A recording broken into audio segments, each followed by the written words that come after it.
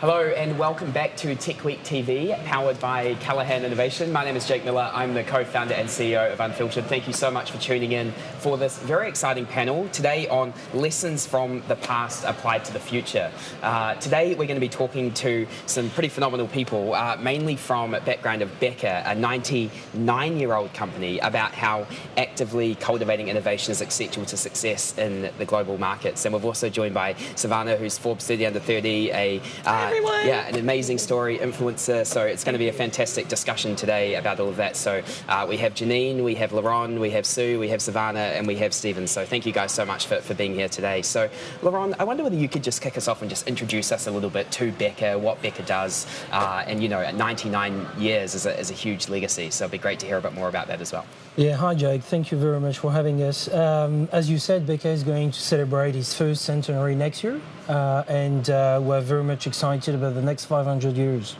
And Beca has always been extremely innovative, and that's why I think we're still standing after such a long time.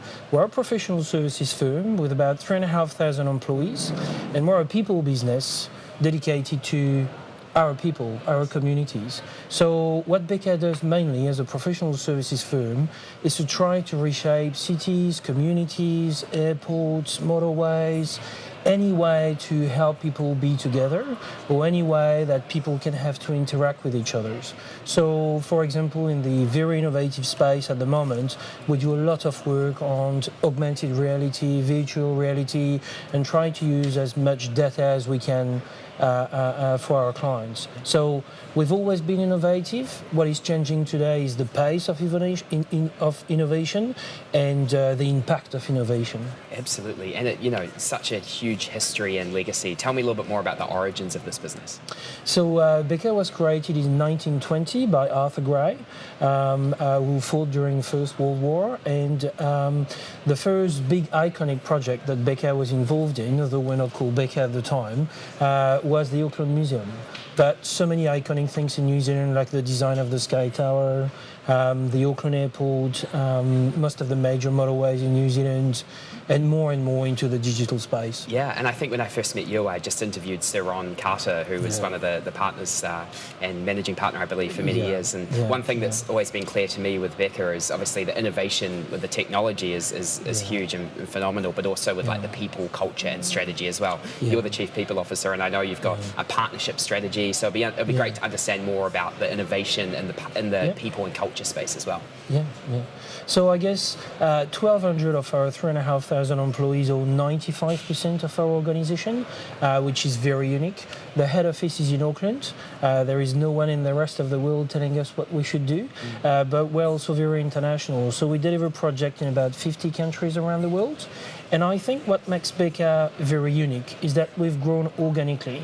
We're not about merger and acquisition. We're about betting on our people and making sure that they would deliver lots of innovative things to our clients. Absolutely. And Janine, how has Beca harnessed innovation and driven development to stay current over the past 100 or so years? One of the ways that we have really harnessed innovation most recently, I'll give you an example, is that we've established the new Ventures Accelerator. So we are all about creating new scalable businesses for Beca. And we've been, what we're looking to do is really harness a lot of the entrepreneurial talent that's at Beca, combine that with our deep expertise in engineering and professional services, and then mix in new business models and technologies, and what comes out is going to be just amazing in terms of new exponential businesses for Beca. That's very exciting. How do you cultivate that spirit and culture internally to ensure that, to truly bring that to life? Oh, look, it's quite an exciting journey, and in fact we often refer to the people that are participants in the New Ventures Accelerators as pioneers in innovation. Because we're exploring new territories, we're looking to find those new opportunities to take Beca and create new products and services. So we're absolutely following a disciplined process using some innovation methodologies like design thinking, lean startup. We are all about taking a fail fast approach, which is scary and exciting at the same time. We have a dedicated space, so a physical space in which to innovate and collaborate, which is incredibly important. And we absolutely focus on problems first, solutions second, just to give you a feel for some of the ways we're doing that. It's very powerful. And since this panel is all about innovation, you know, I want to ask, just start this off with a really broad question, like what is innovation? Savannah, I want you to kick us off. You know, you're here from San Francisco. What does innovation mean to you? Thank you. So I actually Googled innovation specifically before this talk, just for fun. Hello, everyone. If you have questions, please tweet us afterwards.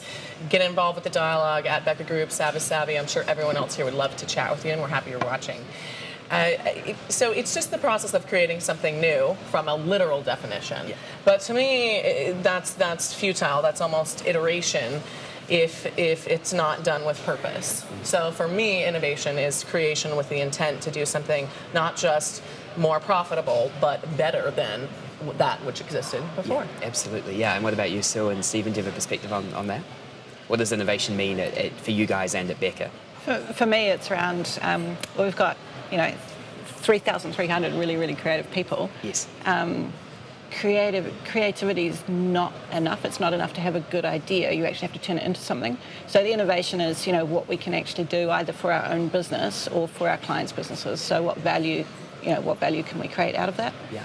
Absolutely. Yeah, so it's about, and a lot of our sort of core strength is in relationships. So it's working with our clients to come up with something that's going to add value for their business. Yeah. And why is, you know, striving for you know, a better future so important in innovation? You know, if we don't do that, what's the point? I mean, we have, history shows us what happens when we don't develop for good and we develop for war or for negative. And I think that as we look towards the future, and especially with a company like this with so much history, you have seen what doesn't work. And I think, culturally, there's a reason after 100 years, your tagline is make every day better. Yeah. And I think that's really indicative of the type of innovation that you're talking about is every day for each person, as well as each company, as well as the greater world, hopefully, as a result of that. Yeah, and some of these new technologies can be really scary and frightening for people, and you're known for building community around some of these new technologies. So how do you do that in these environments? It's always a challenge. I think we're all afraid of the unknown. So it starts with education, and it starts with empathetic education more than that. Right. So it's really hearing what people have to say and understanding where that fear comes from. And typically it's just from a lack of existing knowledge, because this is the future and we're carving something completely different now. So no one knows the answer to the future. If someone tells you they know the answer to the future, they're lying. We're all predicting. It's a very different thing. And I think that there's a huge opportunity when companies start shifting and thinking like this. I mean, maybe Beca was always a make every day better company, but I think when you put that at the forefront, it can create the type of product that we've not ever seen before. So I can't wait to see what comes out of this. And Stephen, you know, I guess, you know, companies like Kodak and Blockbuster have really taught us, like, if you don't innovate and keep up with the pace of change, like, you can be disrupted really fast by, like, small, agile players. So, you know, obviously we talk about there's, you know, incubation programs and ventures programs and, you know, some great examples of how Beca's staying ahead of it. But what have you learned about, I guess, staying on top of, like, mega trends and things going on in the world, so that Beca, as a major company with over 3,000 people, doesn't get disrupted by, you know, some agile newbie? Well, the strange thing about Kodak is they invented digital cameras, and they didn't think that was really going to be the next big thing. They thought, well, if we put digital cameras out there, that'll mean that people don't buy film anymore, and we don't want that. So they were hankering after a business model that was no longer relevant, that they themselves had worked out of the organisation. And for us, we have the same challenge where, in our long history, we've moved from paper-based engineering to engineering using computers. Yeah. Nowadays, we don't say we're doing computer-aided engineering. We just do engineering. Right. And it's assumed that you're using a computer. We're currently moving towards a space where we do digital engineering. Okay. In the not-too-distant future, we're going to be calling it engineering once again. So I guess what I'm trying to say is that as we innovate, what is new today is going to be BAU tomorrow. And we need to continually accept and support that change. And change is hard, change is difficult, and therefore we have people in our business who focus on change and how do we drive change through our business so that we don't just come up with an idea, but we embed that idea into our business. Yes. I would just jump in there and also say that one of the exciting parts of the New Ventures Accelerator is actually getting alongside some of those startups that you referenced. So getting alongside those companies that are small and agile and actually working with some of the exponential technologies that are really will shape the industry. And how might Beca partner with those companies, those small businesses? That's actually a really exciting part of our future. Absolutely. And we talk a lot about the creativity and how important that is. Creativity is important, but then innovation is important to turn that creativity into something. Laurent, you're dealing with, as Chief People Officer, thousands of people in such a technically complex company. Right brain, left brain people. There's a lot of engineers, which are presumably quite different to the marketing folk and the creative people you have. How do you bring them all together and get everybody on the same page? Well, I guess it's really going through culture. And what we know is that three things work really well for culture. So what we know, for example, is that about 80% of companies around the world and CEOs believe that culture is a differentiator. Differentiator which is going to create better things for your clients. But actually only 50% of companies are working actively on culture, and only 10% of them are actually successful in transforming it. And so we've started that culture transformation at Beca a few years ago, and the three things we believe the most in is that first we need to look into our beliefs. If we start looking into our beliefs and we believe that innovation is not one thing on the side, but it's part of everything we do, then we can behave in a way where we accept new thoughts, new way of thinking, and therefore it's very much linked to diversity of thoughts, to inclusion, and then you can become an innovative organization. And I think the key is that it is not command and control. It is well organized, a well-oiled machine where everyone can add to the system. Yeah. That's the beauty of it. What does diversity mean for you at Beca?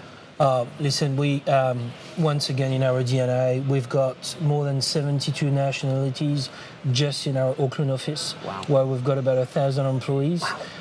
We've got about 35 different ethnicities in that office. Yes. We hire from all around the world, and being a Frenchman and being given the opportunity to work on people and culture, I'm sure was a leap of faith.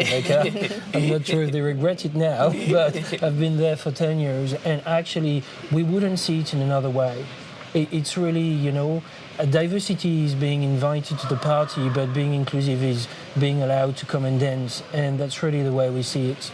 And if we're not together in it, we just can't give the best that we can. Yeah, and the culture that Laurent talks about, Sue, how do you bring that to life within the industrial advisory business? Obviously there's culture across an entire company, but then every individual sort of silo, I hate that word, but of companies have different cultures. How do you truly bring the culture to life to ensure that everybody's aligned? Yeah, so it's interesting. I think you need a pretty good vision of what you want out of it.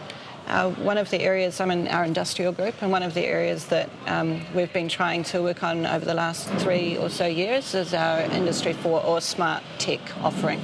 And we've had to pull together different parts of the organisation in order to be able to drive that forward, because in the industrial group we didn't necessarily have the, let's say, the software engineering skills and so on to be able to offer that forward. So culture has been a huge part of bringing those groups together that have, that don't know each other necessarily, they don't necessarily trust each other, but if we can all have a common belief that relationships and creating value is something that we have in common, and then we're all trying to work together to actually push something forward, then that has made it possible. Yeah, absolutely. And if I can add to that, as a software engineer working in the business alongside the industrial engineers, one of the things that I think helps us work together better is that employee ownership model, where we're not necessarily competing, we're all actually in it together to try add value to our clients in our business.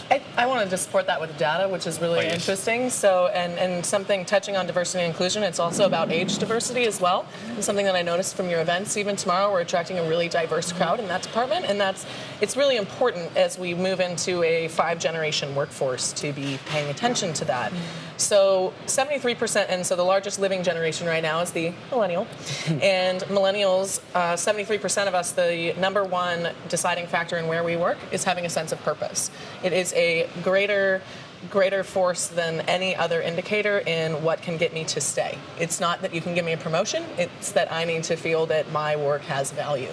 So exactly what you're doing will not only be reflected in your internal organization, but that which you then attract as a result for recruitment. That's a good point. Savannah, how do you think companies can better do that? How do they create the purpose so that their millennial employees feel like it's there? Oftentimes the vision sits inside a silo in the C-suite, and it's not directed and applied to each person. Because quite frankly, the CEO benefits a lot better from us hitting a target than the office administrator. But it's about understanding how that person's role is actually instrumental and making sure that they feel seen in that role and valued in that role, because it's the number one thing I think people can do is ask your employees how they want to be thanked. Because so many times people assume it's cash, or it's what I would want, or it's whiskey, or it's, it's any of those things. Most of the time you're wrong. And there might actually be a very simple, very manageable, and even customized way to say thank you to that employee when they do something awesome, even if it's not ubiquitous across the team in terms of that treats availability. Yeah, it's such a good point. Yeah, and I think in terms of the culture, you mentioned the employee ownership model, and from memory, and correct me if I'm wrong here, but one of the things that I have always loved about Beca is anyone can be an owner, right? It's not just the engineers. Like at big accounting firms, for example, it's generally like the partners are almost always come from the accountants, right? Whereas Becca's created this great system where you can be in HR or operations or whatever and still have ownership in the company, which I think is quite an innovative approach. Just conscious of time, I'd love everybody's thoughts on, views on like the future of urbanisation. Like where are we going? Obviously Becca's in this space. What does the future look like, Janine? So when I think about the future of urbanization, I think about community shaping. So how we engage actually with the community and get their feedback and opinions about the way that they want to live. And so for me, part of the future is actually a great dialogue between government departments, commercial sector, and community, the public, to shape the cities that they live in. Yeah, absolutely. What about you, Sue? For me, one of the most important things is be able to articulate what's really important to us that we don't want to lose. So if that's your, natural environment, if that's our older trees in Auckland City, let's not cut them down, but, so that they're there in 100 years' time for future generations. So it's being really, having a conversation about what's really important to us. What does a utopian smart city look like in 10 years from now? So from my perspective, a smart city is a connected city, a city where all the individuals in the city are connected. It's a city that has a sense of community, that does not necessarily require physical connectedness. It may be, being a software engineer, I like the idea that we might be connected via the internet. A city where, although it may be automated, you still have a sense of place, so you feel like you're connected to the city and connected to your neighbours. Maybe mediated via technology, or maybe not. Okay. Fantastic. And just to finish, does anybody have any contrarian views on innovation and, opinions that you hold dear that you think, you'd like to challenge conventional norms on? No. I think community is your first defensible asset.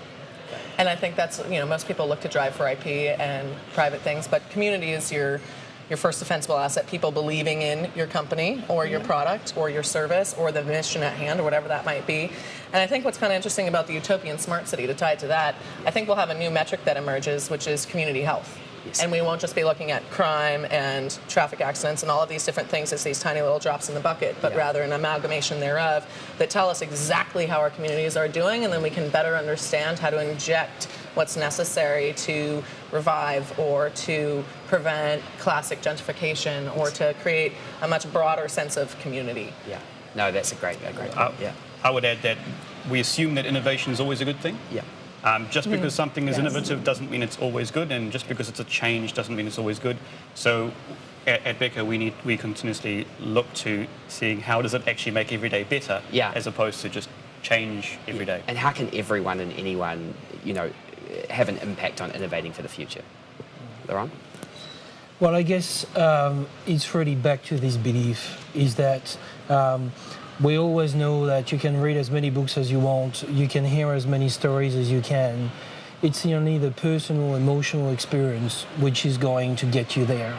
And so the more innovation is outside just the business world, but in schools, in everyday, in everything people do, not just the economic world, but actually just imagine for a second a city which has a purpose. Absolutely. Just that. Absolutely. Why would you live in Auckland? Not just because where it's located, but what's the purpose of Auckland? just something like that would bring everyone around innovation, not just the economic world. Yeah. Be curious. Yeah, absolutely. Great. Ask questions. Great point to finish on, guys. Thank you so much for taking Thank the you. time. We You're really, welcome. really appreciate it. Thank you. Janine, Thank you. John, Sue, Savannah, Stephen, thank you so very much for being here. And thank you so much to the Thank you, viewers Jake. for tuning in. And thank you so much to Callaghan Innovation for sponsoring this sector. And we hope to see you a little bit later in the day. We've got a few more sessions to go. It's been a big day, but stay with us. We'll be back soon. Thank you so much.